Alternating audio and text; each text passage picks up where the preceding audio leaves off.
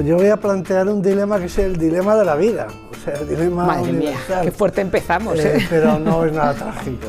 Venga. Pero que es un dilema por el que todos pasamos. O sea, ¿qué estamos haciendo como sociedades y como países para evitar que esos dilemas se planteen y que esas situaciones se vivan así? Es como la burbuja en la que vivimos, ¿no? Estamos hablando de que ya no es solo a qué clase pertenecemos, sino dentro de eso estamos en el mal llamado primer mundo, que es una burbuja. El tema no es eso, sino que probablemente muchos de los directores piensan en mujeres de 60 años como han sido sus madres. La acusación de adoctrinar a todo lo que plantea un discurso, digamos, político nuevo en la ficción me parece muy interesante porque revela, digamos, dónde están los movimientos ideológicos. El pasado nos deja cosas buenísimas, pero también en el pasado había menos derechos, ¿no? O había dinámicas que estaban normalizadas. A mí me parece que en estas cosas del amor lo que no hay que hacer es dar el cante. Eso lo veo con los niños, aprender a tolerar la frustración. O sea, es como, no siempre se puede ver un capítulo más de Bluey.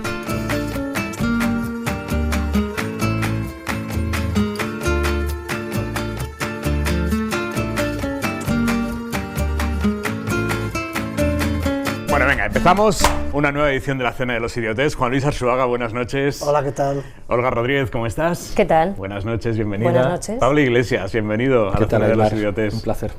Y Ángeles Caballero, muy buenas noches. Encantada de estar aquí. ¿Sabéis cómo funciona la Cena de los Idiotes? Se junta a 4 amigos, algunos os conocéis, otros no, y os he pedido a cada uno que penséis un dilema que puede ser del tipo que queráis, un dilema político, un dilema cultural, un dilema el que os dé la gana. La única condición es que mientras lo planteáis nos hagáis entrar en la historia, pero sin que detectemos qué opináis vosotros, ¿vale? O sea, vosotros vais a ser los últimos en tomar posición respecto a vuestro propio dilema para no condicionar lo que podemos pensar y lo que podemos conversar los demás. Y entonces, a la hora de plantear el dilema, conseguid, o intentadlo, que entremos mucho en la historia, pero sin que sepamos por dónde vais. ¿Qué opináis? ¿Si A o si B? Pues venga, vamos allá. Juan Luis, ¿empiezas tú? Bueno, como tú quieras. Venga. Bueno, yo voy a plantear un dilema que es el dilema de la vida, o sea, el dilema Madre universal. mía, qué fuerte empezamos, Pero no es nada trágico. Venga. Pero que es un dilema por el que todos pasamos. Pasamos cada vez más, pero no era así antes, y me explico. Decía Ortega y Gasset, que tenía explicación para todo, decía una frase que a mí me impresionó mucho, y es que nuestros padres nos dan la vida, pero nos dan la vida sin hacer, no está hecha. Y eso no deja de ser curioso, porque si tú naces lince, sabes lo que vas a ser de mayor, lince. Si naces ciervo, sabes lo que vas a ser de mayor, ciervo. Si nacías carpintero en la Edad Media o en la generación anterior a la nuestra, sabías lo que vas a ser de mayor, carpintero. Si nacías pescador, hace 20 años todavía, ya sabías lo que ibas a ser de mayor, pescador. Pero ahora, nuestros hijos y nosotros, quizá, no sabemos lo que vamos a ser de mayores. Es decir, que tenemos que tomar una decisión trascendental, que es lo que vamos a hacer, porque ya no nos dan la vida hecha, nos la dan por hacer. Esto tiene mucha miga, porque se ha incluso podido medir, o se ha estudiado, que en aquellas sociedades en las que te dan la vida hecha, por ejemplo, en sociedades pues de tipo religioso, por ejemplo, sí, en las que ya te dan hasta el matrimonio, hasta te dicen hasta con quién te vas a casar, es decir, que te dan resuelta la vida, que eliminan todas las incógnitas de la ecuación de tu vida, te dan resuelta la ecuación, el grado de satisfacción y de felicidad es mayor. Y ¿Es mayor? Sí, el número de suicidios es menor. O sea que hay que pagar un precio por ser libre, ¿no? El que no te den la vida hecha, tus padres, eso es una crisis, puede producir angustia. Es un problema a resolver, porque nadie te lo ha resuelto. Es más cómodo que te lo resuelvan y luego quejarte si quieres, ¿no? Pero hay sociedades, han existido siempre, todavía quedan, diríamos, pero ha sido así hasta ahora, en las que tu vida estaba programada desde que nacías. Con lo cual, el problema vital, el problema existencial, te lo han resuelto. Y eso, por lo visto, resulta claro, que elimina los problemas de tu vida y te da un cierto confort, lo que Nietzsche quizá habría descrito como el calor del establo, pero calor a fin de cuentas, ¿eh? Y entonces el que te resuelvan la vida puede ser una opción, ¿no? Vamos a decirlo así. Pero yo, partiendo de lo filosófico, voy a algo más práctico. Porque como soy profesor universitario, lo veo todos los días, ¿no?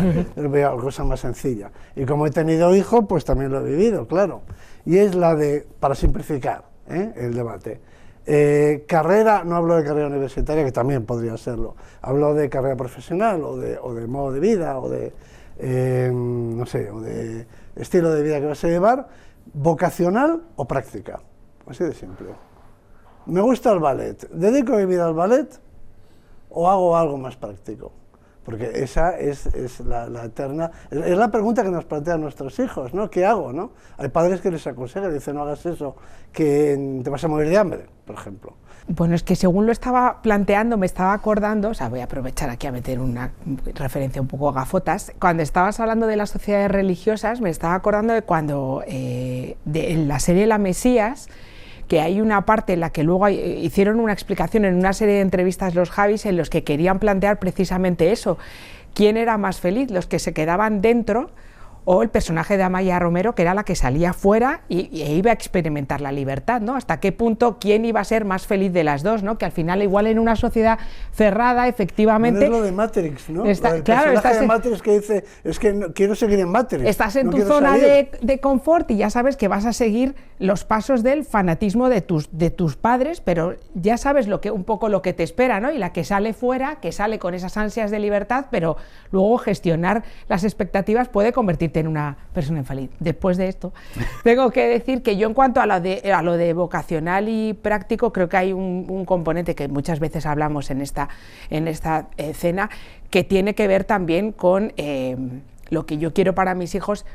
Está implícitamente relacionado con mi nivel económico y la comodidad que yo tengo, porque yo cuando nací, ya lo he contado alguna vez, pero como es la primera vez que ceno con vosotros tres, pues os lo cuento. Yo tengo una hermana que es 14 años mayor que yo, entonces en esos 14 años de diferencia, el momento en el que nació mi hermana, en 1962, la situación en mi familia era de mucha precariedad, y 14 años después la cosa había cambiado fundamentalmente. Entonces, mis padres... Había pasta por todas partes. Bueno, tampoco hay que pasarse, pero un poquito sí había panoja. Pero el caso es que, claro, o sea, mis padres es como...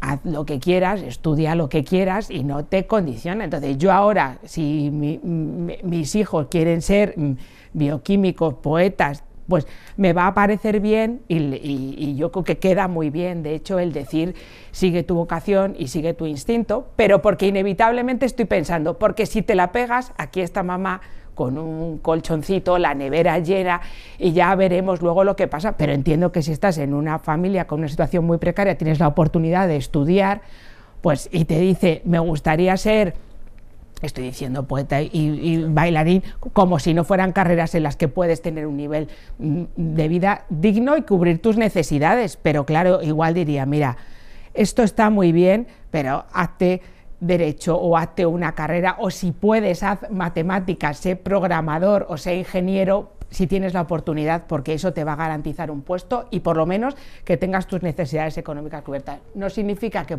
sean más o menos infelices, pero creo que ese punto de partida, en mi caso, yo lo veo así. Olga. Pues mira, me estaba acordando de un cuentecito de Borges que me gusta mucho, que habla de dos reyes. Un rey británico que invita a un rey árabe a su país, le agasaja, cenas, comidas, conversaciones largas, y en un momento dado le invita a dar un paseo. Empiezan a pasear conversando y de repente el rey árabe se da cuenta de que se ha quedado solo y oye a lo lejos la carcajada del rey británico y se da cuenta de que está dentro de un laberinto hecho con grandes arbustos, el típico laberinto inglés, ¿no? Intenta buscar la salida, pasan las horas, se hace de noche y hasta el día siguiente no encuentra la salida, lo pasa mal. Pero la termina encontrando. La termina encontrando. Vale.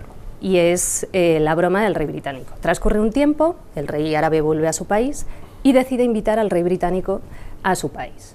Le agasaja con comidas y cenas, conversan, lo pasan muy bien y en un momento dado se van a dar un paseo por ahí y en mitad de la conversación el rey británico se da cuenta de que se ha quedado solo y que está en mitad del desierto e intenta encontrar la salida.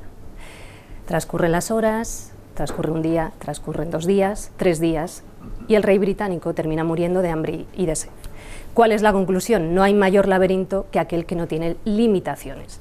Dicho lo cual, y reconociendo que soy una gran amante de la libertad, bueno, yo lo que procuro hacer con mi hija es guiarla. Creo que necesita alguna pared que otra, porque si no, no sabemos hacia dónde ir, pero dentro de eso, por supuesto, respetaré su vocación, porque además creo que para ser seres humanos plenos tenemos que saber expresarnos, y expresarse es fundamental. Te puedes expresar a través del periodismo, a través de la investigación, de la ciencia, de la política, del arte, pero expresarse es algo que creo que es lo que nos hace libres. Entonces, si ella encuentra una profesión a través de la cual considere que se va a poder expresar y sentir esa libertad, bienvenida sea. Pero mientras, en la educación, hasta que llegue a esa decisión, yo procuraré que no esté en mitad de un desierto sin ninguna limitación. Es decir, procuraré darle guías, consejos, que ella entienda por dónde va la vida y las cosas, teniendo en cuenta también que el mundo cambia muy rápido. Totalmente. Que profesiones que existen ahora, dentro de 10 años, 15 o 20, no van a existir, ¿no? Pablo, ¿cómo lo ves? O sea, yo les diría a mis hijos que hasta el hecho de verse frente a un dilema es un privilegio. O sea, la mayor parte de los niños o los que nacen con un código postal determinado ni siquiera van a tener la opción de estudiar historia del arte o derecho, no van a llegar a la universidad. El hecho de verte frente a ese dilema en sí ya es una suerte enorme. A mí me pasó, yo hubiera querido estudiar como primera opción políticas o historia o filosofía y estudié derecho pensando, bueno, pues hago una oposición como mi padre o ejerzo la abogacía como mi madre, y ya después de acabar derecho, digamos que me vi como para tomar el otro camino y estudiar lo que me gustaba. Pero en sí mismo, hasta el hecho de poder elegir, es una suerte que la mayor parte de la gente no tiene. O sea, yo no creo que hayamos cambiado tanto. La mayor parte de los humanos del planeta nacen y prácticamente tienen muy poquitas opciones. Somos una minoría los que nos podemos plantear algo tan hermoso como decir, sigo mi vocación y estudio arte o me dedico a estudiar algo que tenga más salidas. Entonces intentaría que mis hijos tuvieran conciencia de ese enorme privilegio, o sea, que no se ahogaran frente al dilema, que en el fondo, mira, o sea, estudies historia del arte o estudies derecho, lo fundamental no te va a faltar, y sin embargo, si te asomas a la tele verás que hay muchos de tus pares que tendrían los mismos derechos que tú, que no van a tener ni siquiera esa opción de elegir. Yo me estaba preguntando, de todas formas, ¿realmente las mujeres que a los 14 años las casan son más felices que las que podemos elegir con quién casarnos? O sea, yo creo que ahí habría que especificar muchas cuestiones, ¿no? ¿Sentiste mucha frustración cuando decidiste estudiar Derecho? O sea, tu vocación no era el Derecho. O sea, me lo tomé de una manera militante, entendiendo la militancia como un poco dar sentido a algo. Yo entonces ya militaba en las Juventudes Comunistas, entonces me parecía que ser abogado estaba bien, que no era lo que a mí me apetecía, que no era lo que a mí más me gustaba, pero que tampoco era una opción tan terrible, que no era como que tenía que ir obligado a algo que no me gustara nada. Claro, si me hubieran hecho estudiar una carrera de ciencias, pues supongo que lo hubiera pasado muy mal, porque no tenía ningún tipo de vocación de eso. Pero Derecho no era mi primera opción, pero tampoco era para tanto. Y luego, o sea, en fin, que hay que, también eso lo veo con los niños, aprender a tolerar la frustración. O sea, es como, no siempre se puede ver un capítulo más de Bluey, no siempre se puede estar media hora más sin irte a la cama, no puedes tomarte 2 huevos fritos para desayunar, con uno es suficiente, en fin, o sea que tolerar la frustración es educarse. Juan Luis. Bueno, vamos a ver, yo por ejemplo, no me gustaría hablar de nosotros, ¿no? Pero en mi caso, yo hice en mi época, que fui del PREU todavía, luego si aprobabas pasabas en el caso de ciencias a un curso que se llamaba selectivo, que era un curso común, selectivo de ciencias. Entonces, si aprobabas el selectivo, podías elegir entre física, química, biología, geología, matemáticas, medicina, farmacia. Es decir, que yo estaba ahí, lo aprobé y dije, ¿qué hago? Soy farmacéutico, soy médico, soy biólogo, soy químico, soy físico. Es decir, que había un abanico de posibilidades ahí, ¿no? Entonces no es lo mismo ser médico que ser biólogo o que ser geólogo. Hay grandes diferencias en lo que va a ser el desarrollo de tu vida profesional y personal, porque a lo mejor si eres geólogo, pues estás trabajando en otro continente, ¿no? Porque donde hay recursos naturales, o te puede llevar muy lejos, te puede cambiar la vida. Si eres biólogo, pues que hay compañeros míos que estudiaban tiburones y cosas así y que han terminado en las Seychelles o en Australia, en cualquier lado, ¿no? La vida del científico se parece un poco a la vida del músico, que vas por todo el mundo, cambiando de centro de investigación. O sea que era una decisión importante, ¿no? Entonces, ante esa decisión, pues uno se tiene que plantear si lo que a ti te gusta es lo que va a constituir tu vida, va a vertebrar tu vida, o simplemente es una afición. O sea, a todo el mundo le tiene que gustar la naturaleza. Tenemos que educar a la gente para que la disfrute. Es una fuente de placer, sin duda, pero dedicarse profesionalmente a la biología a lo mejor no es imprescindible, ¿no? A todo el mundo le tiene que gustar el arte, faltaría más, y la música, y el ballet, pero eso es una cosa que nos gusta a todos, y de hecho hay que educar en la sensibilidad para que la gente tenga el mayor número de placeres, y a la gente le gusta la comida, pero de ahí a ser cocinero hay un salto, hay un paso, ¿no? Entonces la decisión es, a mí me gusta la cocina y me gusta cocinar, hasta el punto de dedicar mi vida a ser cocinero o simplemente hacer la paella de los domingos. Esa es la diferencia, porque a nuestros hijos les pasa. A mí me vienen muchas madres que dicen que sus hijos están obsesionados con los dinosaurios, y que quieren ser paleontólogos, los tuyos, los de todos.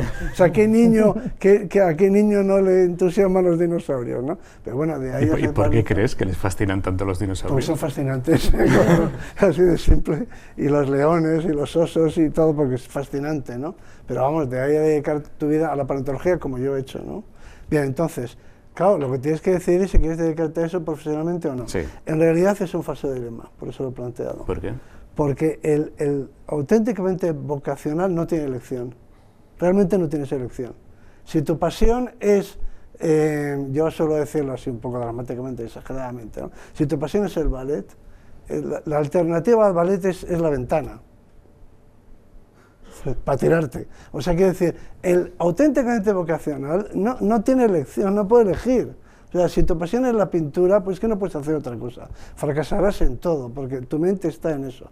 Eso no garantiza que vayas a ser Pollock. Eso no garantiza que vayas a ser un genio. No estoy diciendo que el vocacional tenga garantizado que vaya a ser pues la Pavlova o Nureyev. No hay garantía de éxito. Lo que hay garantía es de satisfacción. Sí, pero de la satisfacción no siempre comes y mucho menos come toda tu familia. Quiero decir, mira, hay un momento en tu vida en que empiezas a tener condicionantes, que sobre todo personas a tu cargo. ¿Qué es no tener elección? Se siente. Yo creo que la vocación es para el que no tiene elección. Te lo explico. Puede que no llegues a ser Nureyev, pero puedes dar clase en un colegio de ballet. Puedes dar clase en una academia de ballet. O sea, lo que no te garantiza la vocación científica es el premio Nobel. Yeah. Nadie te dice que por tener mucha vocación vayas a ganar el premio Nobel. Lo que te dice es que vas a llevar una vida dedicada a aquello sin lo cual no puedes vivir. En otras palabras, que yo creo que es un falso dilema, porque es como el amor, como decía, la mejor definición del amor es la de un soneto de Lope de Vega. ¿Cuál es? El que lo probó lo sabe. O sea, es que se reconoce. Entonces, el que tiene auténtica vocación, verdadera vocación, es que no puede vivir de otra manera. Pero pongamos, no lo sé, o sea, por chincharte un poco,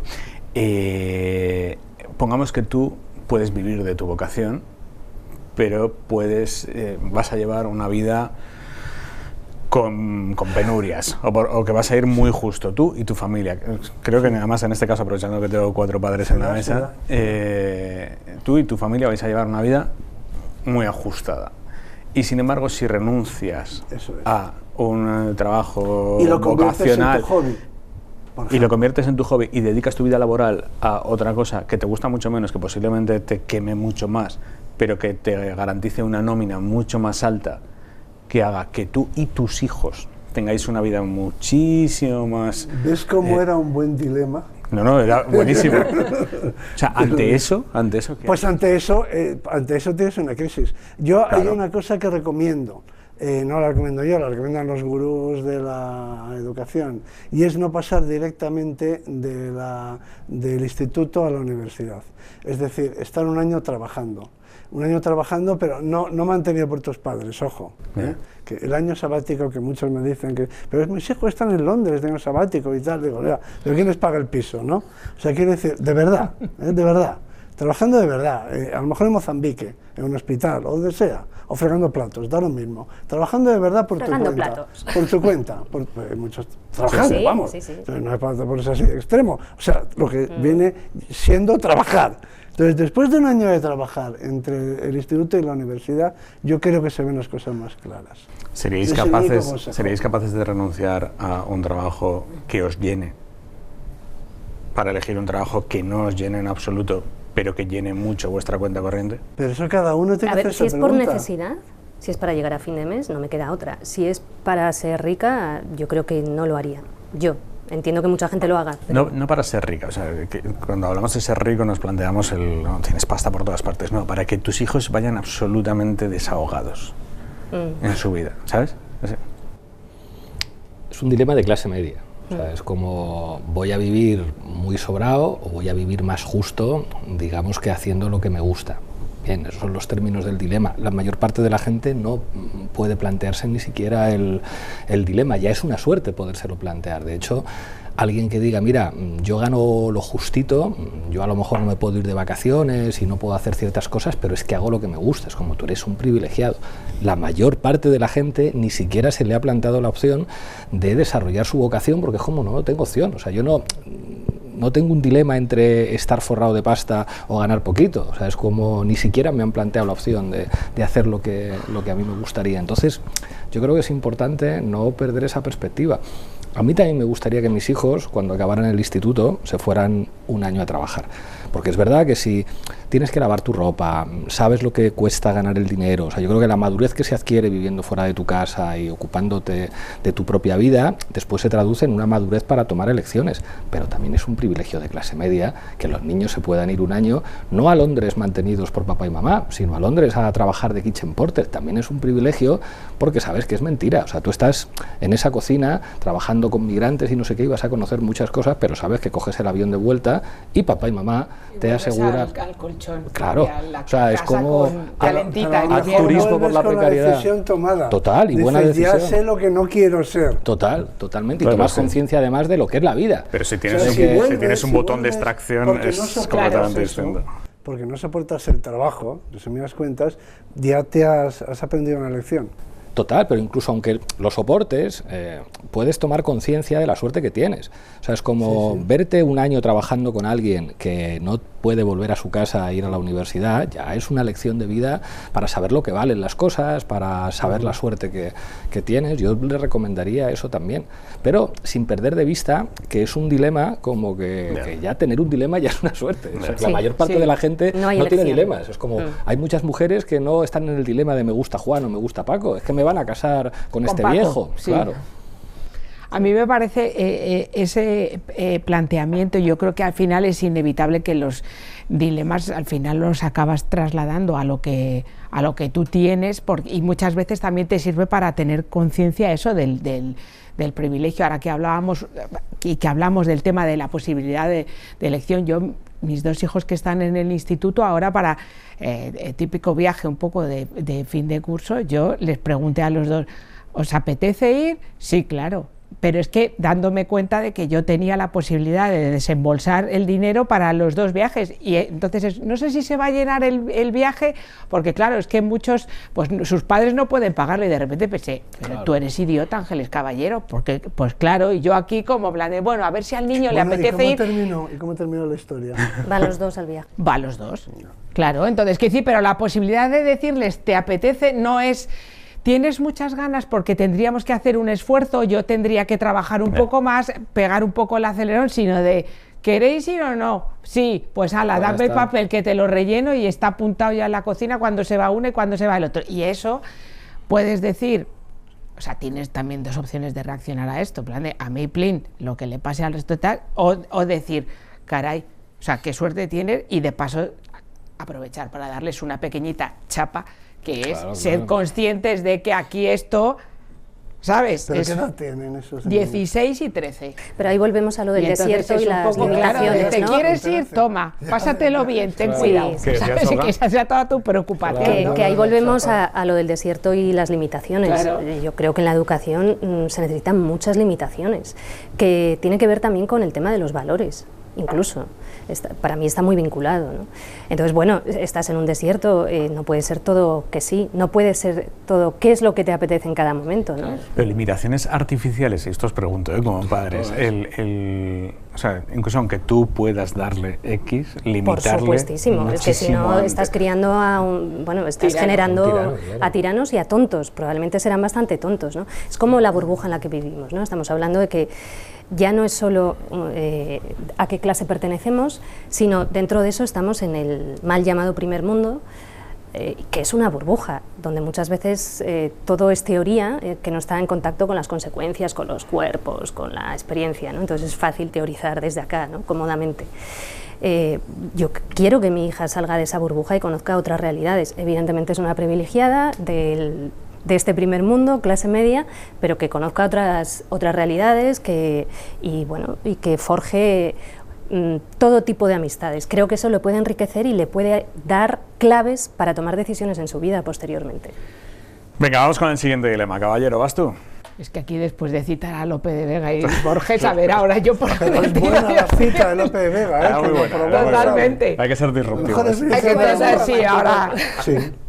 Venga, caballero. ¿Vale? Pues Vamos a ver, allá. yo mi dilema tiene que ver con una carta a la directora del País que se publicó hace unos días, que dimos por cierta y luego se supo que era un relato que se había mandado por error y que era ficción, pero me pareció muy interesante porque en ese relato, ahora os recuerdo por si no os acordáis, en ese relato había dos protagonistas y de repente como una, en este caso actriz secundaria, que es donde yo quisiera que nos pusiéramos todos en el lugar para plantear el dilema. Creo que la carta estaba firmada por un señor, en la cual... Vamos a leerla, ¿no? Yo no la tengo aquí como Pero la preparada. buscamos. Tú Yo sí, creo que porque sí. haces magia siempre, Mira, tú. Víctor, ¿la tenemos por ahí? Un segundo. Víctor es mago. O sea, es como Víctor, que aparezca no sé qué. pum, Víctor, aparece. Víctor, unas bravas. Nos pone. Mira, a ver. El primer amor. ¿Cuánto me echaba de menos? Y yo sin tener ni idea. Ni siquiera sabía que se acordaba de mí. Por eso me sorprendió tanto que su nieta me llamara para el funeral. Había pedido que lo enterraran con una foto mía y con la música de Perdóname, del dúo dinámico. Un amor tan antiguo, el primero. Me gustaría creer que hay otra vida. Carmen Alonso. Qué bueno. Bueno, Esta carta, la historia de esta carta es buenísima. cuéntala. Porque, Aparte con esa voz que lo has leído, y menos mal que no me has hecho leerla a mí, porque claro... Carmen es una señora que escribe cartas a la directora al País y luego, aparte, participa en el concurso de relatos de La Ventana con Francino. Y esta era para el concurso de relatos y lo mandó al País. Y claro, tú te recibes esta carta a la directora y lo primero que haces es publicarla, obviamente, pero esto en sí es un relato que ella había ideado para el concurso de relatos de La Ventana con Francino. No, muchísimas gracias por ponerle voz a mi dilema, nunca me había pasado. No, entonces, en este caso, no quiero que os pongáis en el caso de, si vosotros querríais, cuando muráis, que os entierren con la foto de vuestro primer amor, o en el caso de la persona que diga, caray, resulta que se ha muerto no sé quién y ha pedido una foto mía, sino en el papel de la nieta. Quería que os plantearais y poneros en el papel de la nieta. Va a fallecer tu abuela y tienen las peticiones, tú te enteras de que las peticiones es que le pongan una foto de Paco, o de, es que no tú has puesto Paco, pues ya se va a quedar con Paco el ejemplo, la foto con Paco. Si no, lo que quería plantearos, si vosotros se lo haríais saber a Paco, o os callaríais, esta es una decisión que ha tomado vuestra abuela para que le entierren, entre las cosas con las que le entierren sea la foto de Paco, pero si tú te pones en contacto con Paco y le dices, Paco, ha pasado esto con mi abuela, ¿se lo dices ¿Y Paco se entera o no se lo dices? El problema no es Paco, Es tu abuelo. Esto es tu abuelo, claro. O sea, Claro, es que aquí necesitamos saber, hay abuelo, o sea, ella está casada, ella tiene Alzheimer, porque hay veces que vuelves a... Claro, yo lo quería... Es verdad que vuelves a... Claro, vuelves a tu infancia, adolescencia o a tu primer amor. pero para que sea un dilema. Ella ha dicho que quiere dormir, que Vale, ella- enterrarse con la foto de Paco, Claro. pero ahí está su marido actual, con el que ha estado 40 años, Está y casada, tú vas no a se ha tomar divorciado, la no No decisión sabemos no nada, sabemos. no sabemos nada. de decir, abuelo estaba Invéntatelo. enamorada de otro, de Paco, no de ti, tú la has aguantado 40, pero Paco es el que... Claro, es que esta es la información, o sea, podría adornarla, pero esta es la información. Entonces tú eres, es como en plan de, mira, la abuela ha pedido que le entierren con una estampa de la Virgen del Pilar y la foto de Paco. ¿Ella ha pedido que Paco sea avisado Claro, o esa no? parte tampoco la sabemos. Yo me atendría Faltan entonces datos. a sus peticiones. Sus peticiones exclusivamente la foto. Exclusivamente, porque pero si no ha avisas a pedido Paco. que avisemos a Paco, por algo será. Esa es mi... Yo no. Tú avisas a Paco. Yo viví con... No, yo censuraría las pretensiones de mi abuela. Si hubiera podido, tengo una abuela que se murió y escribió unas últimas voluntades en las que ajustaba cuentas con algunos hijos con los que estaba enfadada, pero claro, se las escribió Eso en es un un momento temazo. emocional de su vida, Ya. que era como que mi hija, no sé quién, tal. Si yo tengo la decisión de tal, yo rompo eso. Es decir, que yo voy a permitir que una hija tuya viva el resto de su vida amargada por lo que escribiste un día que estabas cabreada y escribiste las últimas voluntades. Yo ahí hubiera dicho, como es tu abuela, se va ¿Y tu contigo. criterio está por encima del de tu abuela? Pues en la medida en que está muerta y hay una responsabilidad hacia los vivos, sí, hay que... A ver, yo ahí lo veo más hay claro que porque hay un decidir. conflicto claro. Aquí no sabemos si hay marido. Si hubiera marido yo me lo pensaría. Si no lo hay, ¿por qué no voy a poner a Paco? Si no lo hay, pero que tú no hay dilema. Ya. Claro. Claro, por eso decía que te inventes que tiene un marido. Vamos a hacer que Venga, tiene sí, marido. claro, que Venga, tenga tiene marido. marido. Bueno, pues en ese caso sería un conflicto innecesario, ¿no? O sea, generaría un sufrimiento al marido probablemente que no... ¿Para qué? Además hay una cosa que es como... A ver. Abuela, has tenido no sé cuántos años Para llamar a Paco. para llamar a Paco. No me metas a mí ahora el marrón de destrozar esta familia en un momento en el que tú ya no puedes y me encargas a mí, ¿no? todo este show de Love Actually. No, amiga, ¿no? Love Actually, ¿cómo se nota la referencia que nos une? Qué pena. Aquí Juan poniendo referencias tal Y yo con nosotros Love nos Actually. bajamos a la clase media de la referencia. Arzuaga, ¿qué A harías? mí me parece que en estas cosas del amor lo que no hay que hacer es dar el cante. Es decir, que si quiere que se lo Perfil meta con bajo. disimulo y tal. Pero aquí montar un Total. número con la foto Con Paco. de no sé cuántos, o sea, un poco de discreción en general. Para empezar, la señora, las voluntades de los muertos, incluyéndome a mí cuando me toque, me parece irrelevante, porque nada que estar muerto que más da, ¿no? Lo que quiero que me entierren, vale, sí, de acuerdo, pues ya te enteraremos. Donde Y luego- podamos. y luego no ponemos la foto y no pasa nada, no le importa, al muerto le va a dar igual, ¿no? O sea que por eso, y en todo caso no crear conflictos, no hacer daño, en fin, hay que ser, yo soy parte de la discreción, estas cosas, que si te pide el cuerpo poner la foto, pues así en un momento de disimulo. Además es muy fácil, en el caso de los entierros, metes ahí la foto y te quedas tan tranquilo. ¿Pero en qué O sea, entierros yo has no soy estado tú? partidario No, él se refiere a que lo metes dentro del en la féretro, cajita y tal. chiquitita, nadie Sí, la pero ve, que no ¿no? soy Claro. partidario de montar el espectáculo, Total. porque los temas amorosos hay que llevarlos con pudor, vamos Total. a decirlo de esta manera, ¿no? Total. Sí, a ver, Pero de todas Echal. formas, como reflexión, cómo nos gustan, cómo nos encantan las historias estas de amor no resueltas. ¿eh? Porque Bueno, claro, la un montón. realidad, La la literatura. realidad no es romántica. La convivencia pues es lo que es lo común, ¿no? Y esto es lo extraordinario, el amor extraordinario. El típico final de los cuentos y se casaron y los cuentos se terminan en la boda, si te fijas.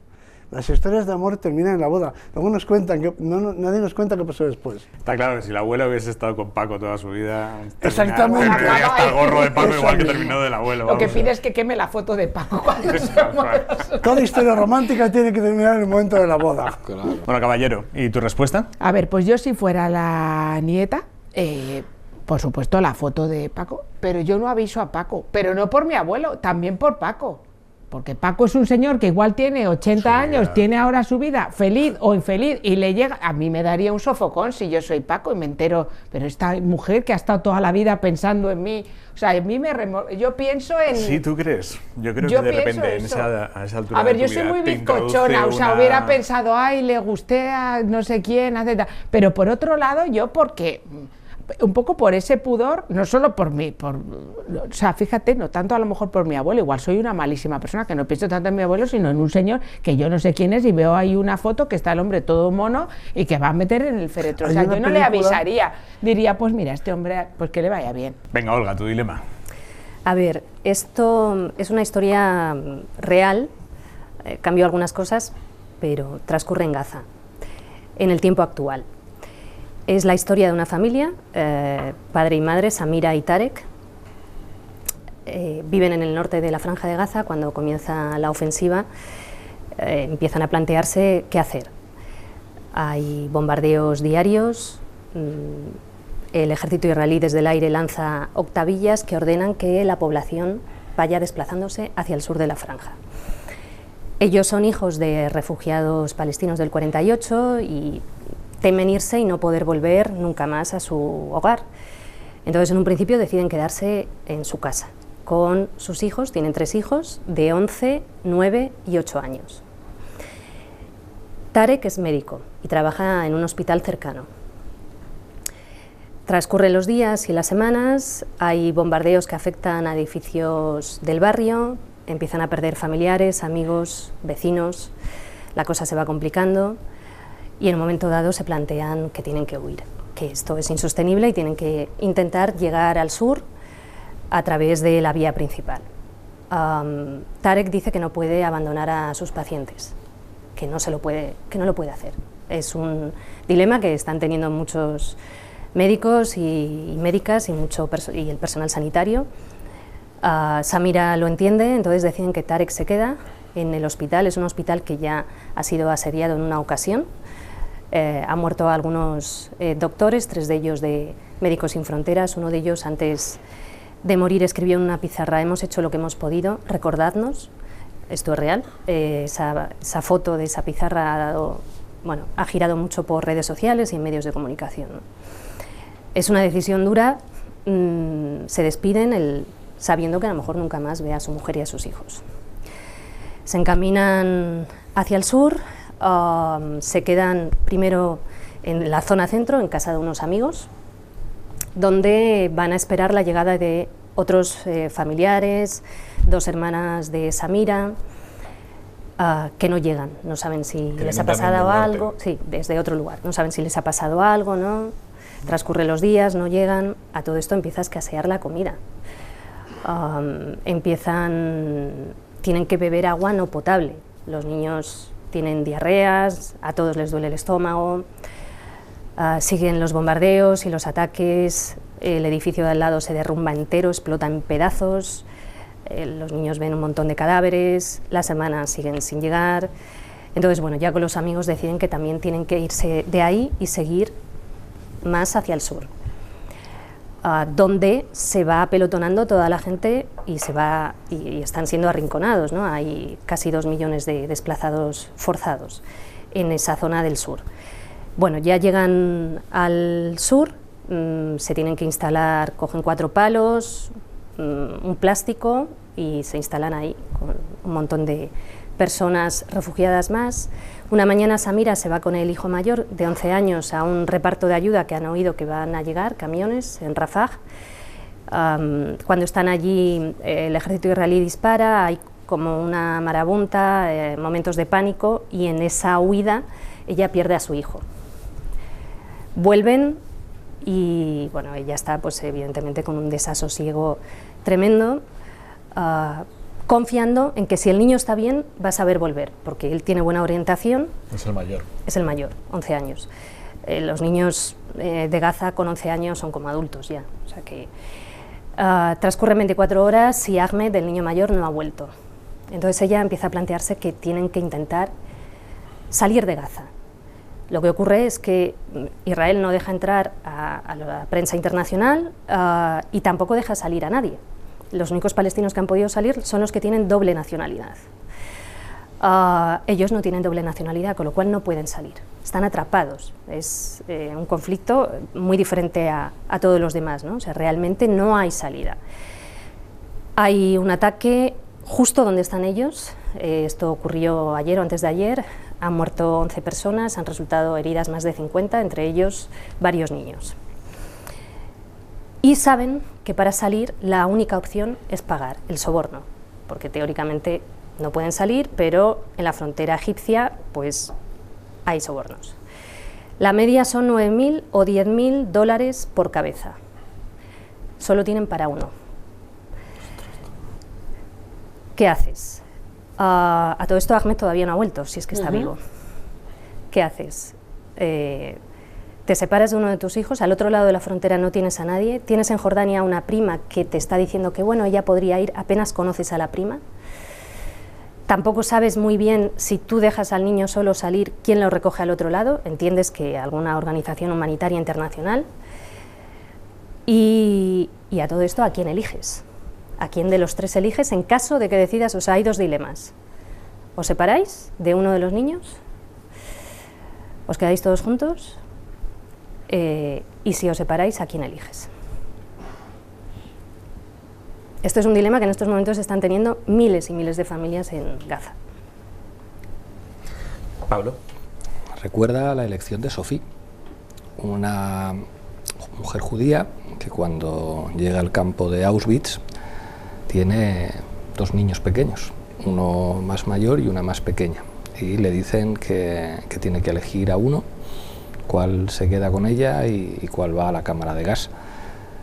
Y finalmente la madre elige que vaya a la cámara de gas la niña más pequeña porque entiende que tiene menos posibilidades de sobrevivir y se queda con el niño más mayor. Claro, la historia es que ella acaba suicidándose porque es un tipo de elección que te persigue siempre, aunque sea perfectamente racional.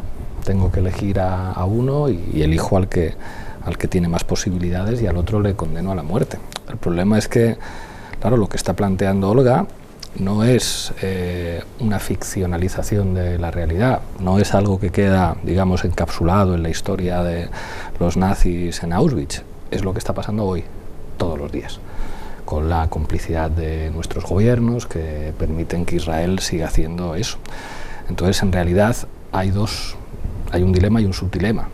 El dilema de la madre, que es como yo no querría verme en esa elección, de hecho, o sea, siendo padre, lo de Gaza me resulta insoportable, o sea, cada vez que veo cuerpos de niños muertos, o sea, no puedo evitar imaginarme a los míos y entonces, o sea, de hecho me extraña, o sea, que no haya ciudadanos árabes en Europa que se tomen la justicia por su mano, que sería algo perfectamente humano con el sentimiento que provocan esas imágenes. Pero hay un subdilema que es un subdilema social. O sea, ¿qué estamos haciendo como sociedades y como países para evitar que esos dilemas se planteen y que esas situaciones se vivan así? ¿Y harías? No lo sé. No lo sé. O sea, es algo tan espantoso desde la perspectiva humana que no sé lo que decidiría en un momento así. Puedes imaginar lo que es lo racional, ¿no? O sea, es como pagar para que salga como Sophie, tu hijo con más posibilidades de sobrevivir, en este caso el mediano, ¿no? de los que tiene, pero o sea, es para volverte loco.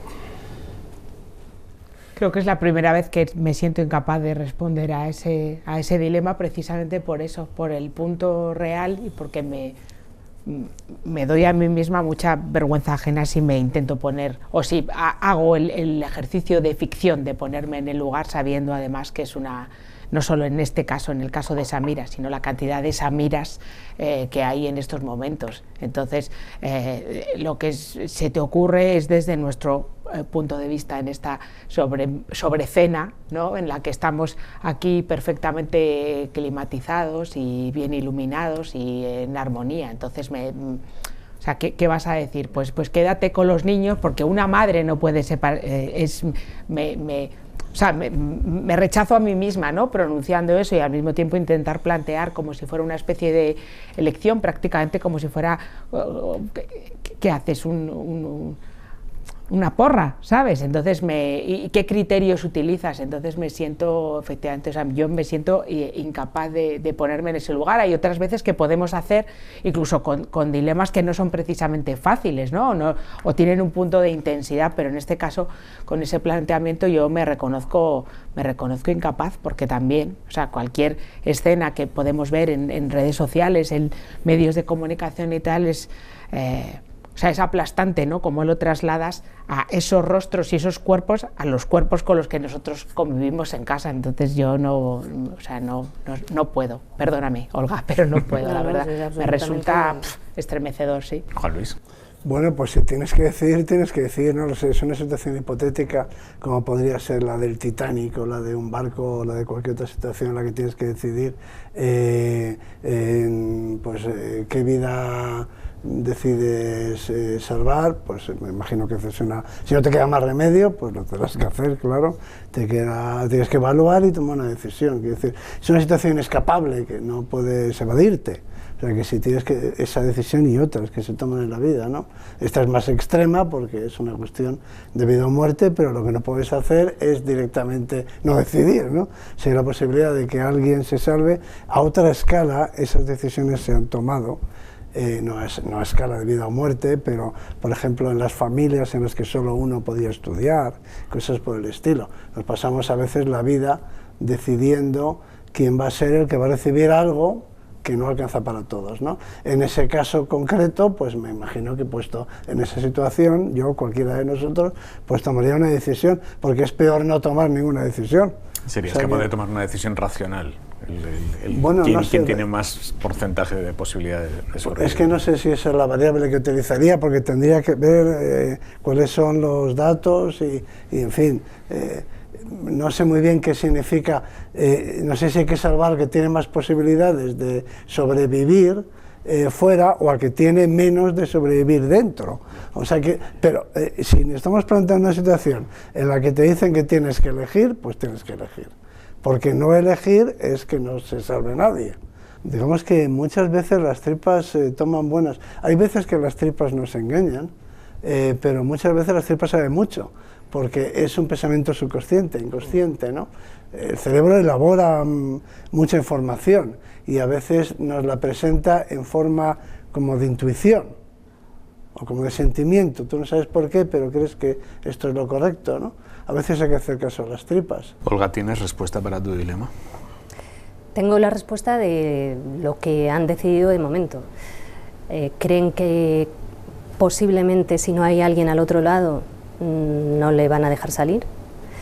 Entonces primero se van a garantizar que la prima de Jordania pueda llegar hasta allá, a Egipto, cruzar el Sinaí y llegar a la frontera con Rafah.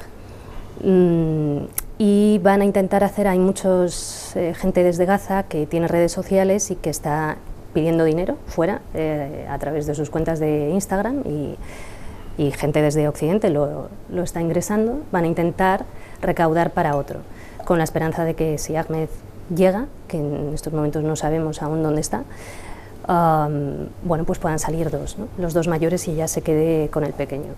Pero bueno, no hay solución buena, es lo que habéis dicho, no hay ninguna solución buena, son decisiones. Hay gente que yo tengo compañeras periodistas que están allí dentro y que han terminado decidiendo sacar a sus hijos. Son palestinas, viven allí en Gaza y han tenido que despedirse de ellos, ¿no? Y eso es como, a mí me decían, es como si me hubieran arrancado el corazón.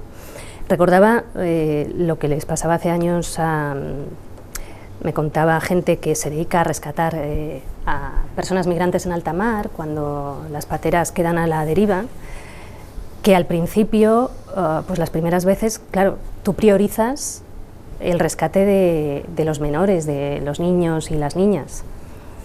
Y me decía uno de los rescatadores, te encuentras luego a la orilla del mar, en la playa, a 22 niños huérfanos, totalmente huérfanos. Y entonces fue en ese momento cuando decidieron cambiar el mecanismo de rescate, ¿no? O sea, intentar más o menos averiguar en esa locura en mitad del naufragio, más o menos por lo que ves, un adulto que veas que tiene cierto vínculo emocional con el niño o niña y que por lo tanto deduces que es un familiar, para Sí, como una cierta Claro. reagrupación, pero en un momento... En un momento claro, de segundos o minutos. Claro, ¿no? claro, o sea, eso exige una racionalidad, ¿no?, bestial, y no sé si es instinto o qué es, ¿no?, al final, para intentar como casar esas piezas, ¿no?, intentar hacer como pequeñas unidades familiares, ¿no? Y eso está decirlo. o sea, está protocolizado eso. Esto es el relato de una persona que hace este tipo de rescates a veces. Pero bueno, ¿tú qué harías? No lo sé, partiendo de lo que ha dicho Ángeles, que me siento hasta ridículo intentando, ¿no?, ponerme en el papel. Y desde un punto de vista de aplicación de mi razón actual, creo que no dejaría a mi hijo salir porque... yo qué sé, tío, que no lo sé. O sea, te estoy diciendo, creo que podría protegerlo más estando yo con él, pero es que si me están cayendo encima las bombas de las israelíes no puedo protegerle una mierda, ¿no? No lo sé, no lo sé. Me parece la decisión más horrorosa de tu vida. ¿Nos contarás cómo terminó? Os contaré. Venga, Pablo, levanta esto. Sí, lo voy a levantar un poco. Es un dilema a propósito de si entrar o no en un debate que se genera en las redes sociales. Y es algo que me planteé la semana pasada. Todo viene a partir de un corte de la SER que vi en Twitter, de unas declaraciones que fueron muy criticadas de Bollero, criticando a Judy Foster.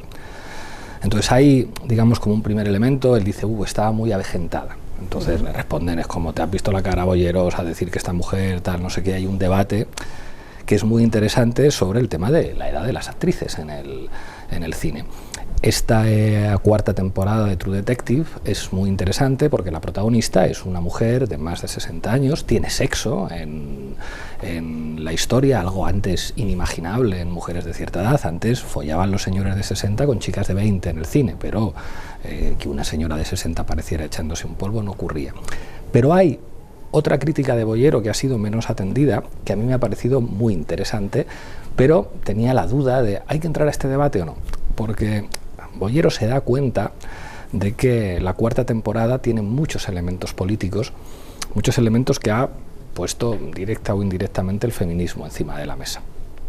No solamente es que sean dos mujeres las protagonistas, una de ellas tiene 60 años, pero él dice, ¿y por qué fuerzan que la hija de esta mujer, además de ser indígena, sea lesbiana?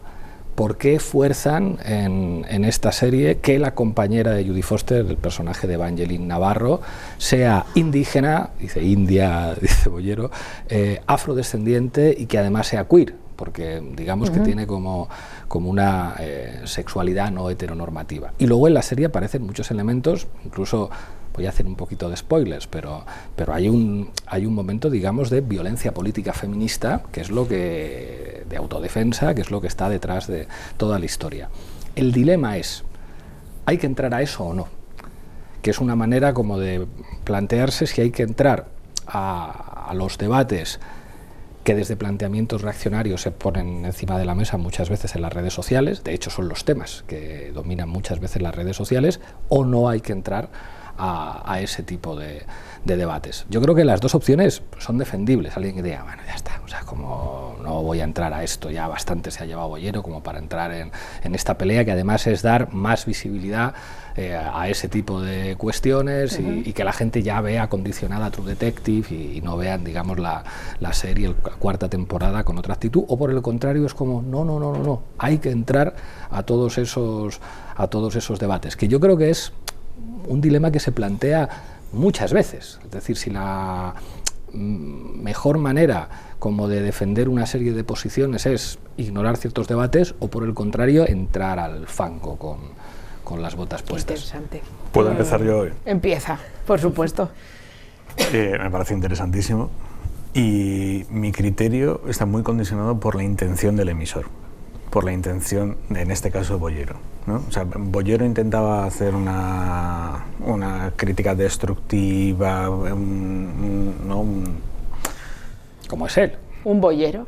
a lo mejor. No, o sea, yo no voy por ahí, ¿eh? O sea, si Bollero estuviera intentando hacer una crítica destructiva, lanzando por encima de todo una posición reaccionaria y tal, ahí yo creo que sí que habría que entrar a muerte. Bollero estaba siendo Bollero, un señor de su época, con su visión del mundo. Yo ahí no veo tan claro que haya que entrar de una manera combativa cuando su intención no era el combate. No lo sé, lo veo así. No sé si compartís. ¿Olga? A ver, a mí me parece que de fondo hay un tema muy interesante que hay que abordar y que es necesario abordar, ¿no? Yo creo que hay que abordarlo desde una posición con pedagogía, no con combate, porque eso provoca un efecto boomerang. Por eso el tema de los nombres, yo alguna vez he hecho en redes que cuando ocurre algo así, pongo algo sin decir el nombre y a buen entendedor pocas palabras. Y en el fondo creo que a lo mejor eso puede tener más eficacia porque primero le dejo un margen para que él mismo reflexione y más allá de eso para que otros también puedan pensar sin que entiendan que es un lanzamiento destructivo contra ellos, que eso siempre suele colocar al otro a la defensiva, ¿no? Pero a mí me parece que un debate de estas características es necesario, ¿no? Bueno, para que vayamos entendiendo cuál es el nuevo mundo. Esta serie se desarrolla en Alaska, por lo tanto, claro que hay gente indígena, no india, sino indígena.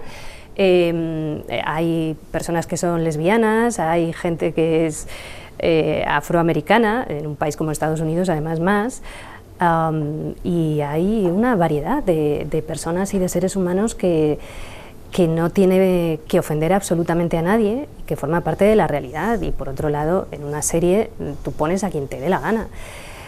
Y hay que entender que puede haber mujeres de 60 años, que por cierto, Jodie Foster, que siempre ha sido una tía súper atractiva, lo sigue siendo y mucho, con muchísima personalidad además, ¿no?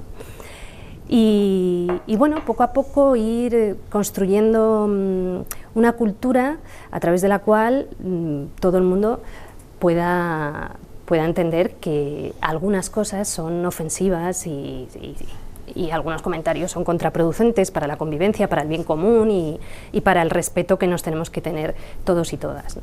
Caballero. Me encanta este dilema porque, bueno, yo creo que soy una de las personas más cobardes de Twitter, o sea, quiero decir, me da como mucha... Y cuando escribo algún artículo y me vienen las hondonadas de odio, que probablemente no se parezca nada a la de algunos de los presentes aquí que han recibido y de otras parejas que tengan o personas que tengan cercanas, o sea, yo soy una micropartícula, pero yo lo paso fatal. Entonces, como lo paso fatal, pues procuro no entrar en este tipo de charcos. Es una manera muy cobarde la que tengo de afrontar las redes sociales porque lo sufro mucho e incluso cuando lo he intentado plantear en un artículo que te dan un ligero espacio para hacer algo medianamente reposado. Entonces, el entrar en ese debate en redes sociales me parece interesante, pero no para ejercerlo yo, porque me llevo luego muchísimo, o sea, es un punto de vista muy egoísta, ¿sabes? De yo no quiero disgustarme, que se disgusten otros. Exacto, no, claro, pero es verdad que hay en todo este planteamiento en concreto de esa crítica de Bollero y del tema de luego lo que hay detrás, más allá de ese edadismo hacia Jodie Foster. Yo me acuerdo que mi amiga Maru Valdivielso, que es actriz, que me dijo una vez que cuando se habla de... Hay mujeres a las que llegada a una determinada edad no nos dan papeles. Ya me planteó un paisaje que me pareció muy interesante, que es el problema es que si no salen, o si el caso de que Jodie Foster sea una mujer que tiene sexo, que tiene una vida y que es algo que tenemos todas las mujeres. Maru está cerca de esos 60 años, dijo, el problema está en estupenda. Que... Claro, pero el tema no es eso, sino que probablemente muchos de los directores piensan en mujeres de 60 años como han sido sus madres. O sea, mi madre con 60 no se parece nada a mi hermana que tiene ahora más de 60. Entonces, ese tipo de cosas, y quizá por eso ese posible encaje es lo que chirríe en algunas cabezas de cómo que una mujer con 60 años hace así y se queda en pelotas en una escena y tiene una escena de sexo salvaje y maravilloso probablemente. Pero bueno, lo que yo he venido aquí a decir es que no busquéis pelea conmigo en redes sociales, que no me peleo con nadie y luego me hacéis llorar. Pero bueno, pero es verdad que eso me pasa y cuando otros lo hacen sufro mucho por ellos. Cuando veo gente que todos tenemos, personas queridas, que vemos que entran en muchísimos fregados de mayor o menor calado, yo digo, ay Dios mío, esta persona con lo que yo la quiero. Bueno. Juan Luis, ¿tú qué harías? Bueno, no sé cómo hemos llegado a las redes sociales. Es que a mí no me ha quedado claro de entrada si estamos hablando de la serie o de lo que dice Bollero sobre la serie, que son dos debates distintos, partiendo de la base de que yo ni he visto la serie, ni he escuchado a Bollero sobre la serie, ¿no? Pero que habría que distinguir, ¿no? Una cosa es lo que dice en la serie y si está bien o está mal, y otra cosa es lo que dice este señor, que por cierto, antes has dicho, esto me ha dolido, dices que de su época, dices Bollero, de su época, no, la época de Bollero es esta, como la mía. O sea, todos vivimos en la misma época, no nos engañemos. O sea, que nadie vive en el pasado, todos vivimos en el año Bueno, algunos 2000, viven en el pasado 2000, un poco, ¿no? Bueno, no hay sé. gente que tiene ideas, bueno, hay gente que tiene ideas No, sí. en cualquier, buenas, malas, regulares, ¿no? Pero todos vivimos en el mundo actual, interaccionamos y actuamos y polemizamos, todo en el mundo que hay ahora. Pero al margen de esa cuestión, pues en fin, no puedo opinar. No, yo lo que he entendido... Lo que sí que me gustaría decir aquí, al menos, es que las cosas que se quieren decir a través del arte, por ejemplo, o de la literatura, o del ensayo, o de la docencia, también, tienen que hacerse de una manera, primero hermosa y en segundo lugar eficaz. O sea, no hay nada peor en el cine o en el teatro que el personaje que se vuelve a cámara y te echa una homilía, porque eso ni es eficaz ni está bien, o sea que ni es bonito, ¿no? Entonces, el mensaje que tú quieras transmitirlo tienes que hacerlo de una manera sutil. Iglesias. A mí la serie me entusiasmó, o sea, de hecho había ¿Esta cuarta temporada también? Sí, o sea, me gustó mucho la primera, la segunda y la tercera algo menos, y esta cuarta me entusiasma porque además introduce elementos como de realismo mágico, o sea, de lo fantástico. Yo creo que le va de cine y en Alaska además. La voy a ver. Yo creo que mola. Y aporta una cosa que a mí me parece muy interesante, y es cómo, digamos, la traducción en la ficción de los discursos feministas molesta y genera debates. O sea, en realidad todo esto que ha ocurrido es porque la serie plantea una serie de figuras y de realidades que normalmente no han estado en el cine. Eso puede provocar también que alguien diga, esto es un panfleto. No, claro, y que haya dos policías blancos de mediana edad no es un panfleto adoctrinante. O sea, es como, ahí habría, digamos, como un debate. O sea, la acusación de adoctrinar a todo lo que plantea un discurso, digamos, político nuevo en la ficción me parece muy interesante porque revela, digamos, dónde están los movimientos ideológicos. ¿Cómo resolví el dilema? De la manera más cobarde. O sea, lo bueno de tener un medio de comunicación es que puede ser un cobarde. Entonces escribí a nuestro crítico de cine, a Iván Reguera, y le dije, a por Bollero. Sucia rata. O sea, no lo haces tú. A ver, pero ha habido muchísima gente, esto ha generado un debate en redes interesante. Eso me interesa, eso a decirlo. Oye, No, que yo vi a muchas compañeras de profesión, por ejemplo, poner cosas de una manera amable y respetuosa, ¿no? e invitar a una reflexión colectiva. Yo lo que decía al principio, que me parece fuera de lugar y además poco efectivo el hecho de entrar a muerte. Decir todo Bollero, que es un polla vieja o no sé qué, no sé cuánto, tal. No, pero abrir el debate, porque es verdad que la pregunta, lo que decía Pablo, o sea, la pregunta de... ¿y si fuera un tío? O sea, si el personaje de Jodie Foster fuera un tío, ¿provocaría esa reacción? ¿no? Esta pregunta chirriaría, es que no tuviera sexo salvaje. Porque es que podemos... Que estuviera, ¿sabes? Todo podemos empezar en su sofá. Podemos empezar a enumerar películas y series en las que ese personaje es un hombre, ¿no? Y entonces no... Bueno, pues probablemente no provoca esa reacción. Bueno, es un debate muy de nuestro tiempo y... De nuestro tiempo. De nuestro tiempo. Bueno, señores, queda un último dilema que es el que planteo yo, ¿vale? Venga. Poneos que habláis con vuestra hermana un jueves. Hermana, habláis por teléfono y tal, y os dice, no, tal, este fin de semana me quedo yo con los críos porque mi marido se va, tiene una convención de la empresa, no sé qué, en Castellón. Y tú ese fin de semana pasas por la 1 y ves el coche de tu cuñado en la puerta de un prostíbulo. Tú vas, a los días, hablas con tu cuñado y le dices, oye, ¿qué está pasando? Y él te dice, no, te equivocaste. Yo no estaba en ese prostíbulo, mi coche no estaba en ese prostíbulo. Y tú viste ese coche. Pero él te dice, te equivocaste. ¿Se lo dices a tu hermana? ¿Sí o no?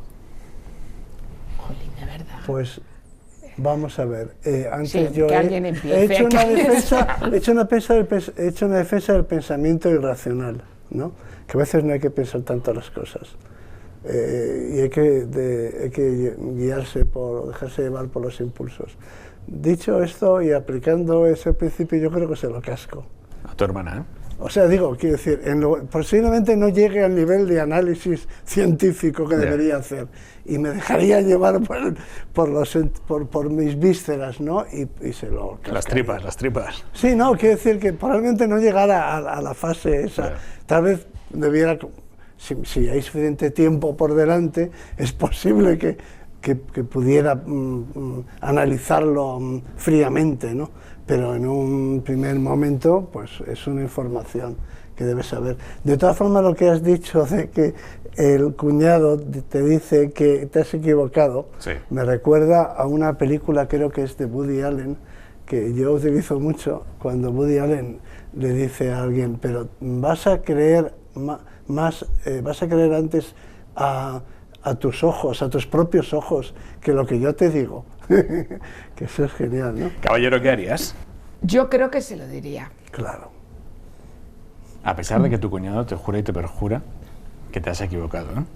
Si yo veo el coche, te digo que eso Sus va a propios misa. ojos. Eso va a Además, misa. tu cuñado es yankee, tendría matrícula estadounidense. Exacto. Pondría Florida y le decía ahí el A1. Me basta decir que hacías con el coche.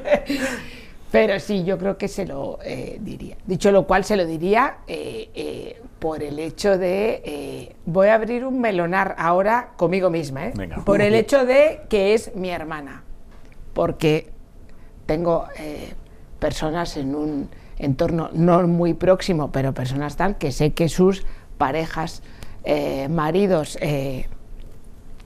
hacen esto, no diría que con excesiva frecuencia, pero tal, y yo me he callado, pero como una rata que no puede externalizar como Pablo estas cosas de ocuparte tú. Jefe de cultura. Esto me interesa. No, ¿puedo hacer un matiz, introducir un matiz? Sí, claro. Yo no he dicho que haya que decírselo. Digo que esta es una de esas situaciones en las que hay que hacer lo que te pide el cuerpo. Sí, sí, A sí. mí yo creo Se que pide mi el cuerpo... cuerpo, Sí, te pide- la pregunta no es qué habría que hacer, la pregunta es qué harías tú. Claro, Por lo que creo le pide al cuerpo esa situación, es que claro, no tendría que estar. Pero ya es algo decir que creo que no es una cuestión de análisis objetivo, científico, que tú puedas racionalizar y encontrar leyendo a Aristóteles una solución al enigma. Al final, ¿qué vas a hacer? Pues lo que te pide el cuerpo. Si el cuerpo te pide callarte, pues Por te eso callas. yo creo que mi cuerpo me pediría por... Eso es lo que yo creo que me pediría. Pero Olga, no ¿qué harías? Yo creo que como periodista iría al prostíbulo e intentaría averiguar si realmente... Bueno, venga. Sí, venga, vamos Creía a que hacer iba a un poco decir, de... como periodista habría hecho una foto al coche para con un confirmar, cabrón. pero ya va más No, allá. hay que, a ver, a lo mejor no encontraba aparcamiento y aparcado allí.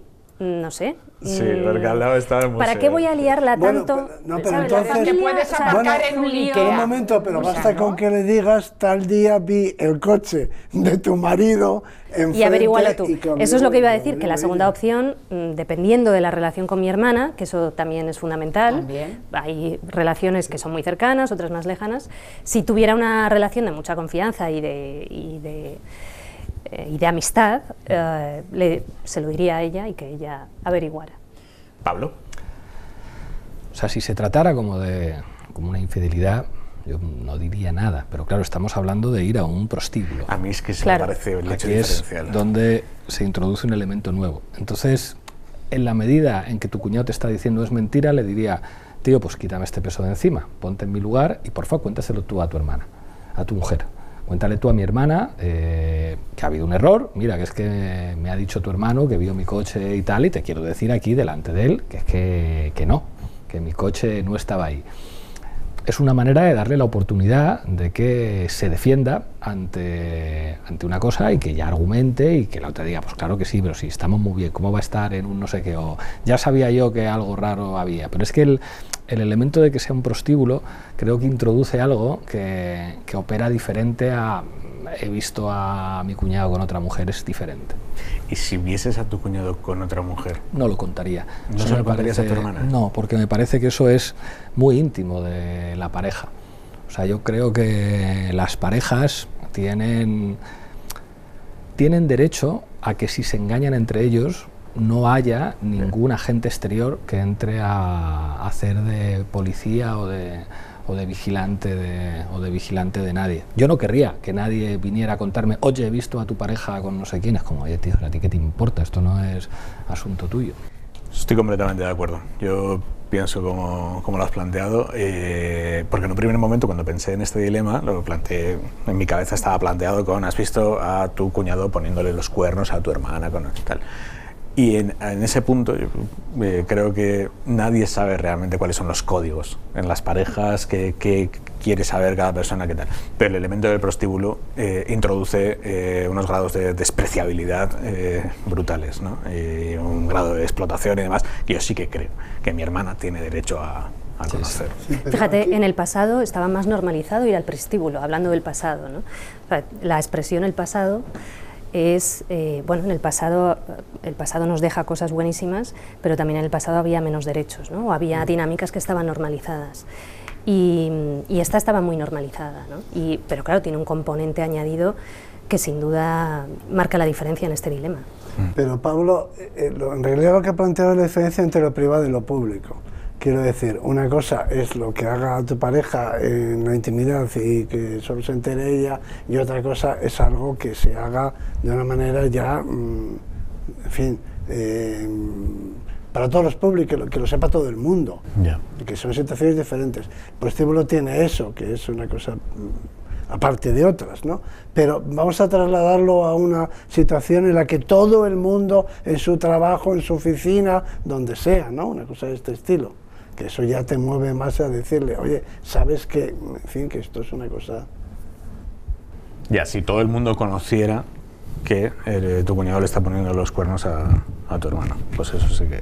Sí, yo fíjate, sin embargo, que en este caso me parece que, desgraciadamente, tal y como mi forma de ser y de enfrentarme al mundo, sí que creo que la prostitución, por desgracia, no pertenece para nada a ese pasado. Quizá hay otras formas un poco más No, sofisticadas. lamentablemente no. Te entiendo. Pero bueno, se han abierto cada vez más espacios y más caminos que la están colocando en otro lugar, Y ¿no? yo creo, a mí hay algo, a lo mejor también por el hecho de tener hijos adolescentes, en los que me parece que una de las... el feminismo nos ha traído y nos trae permanentemente cosas muy maravillosas, pero también en el lado oscuro y perverso está, aquí cerca de aquí, que hay una asociación que ayuda a rescatar a mujeres que están esclavizadas por la prostitución.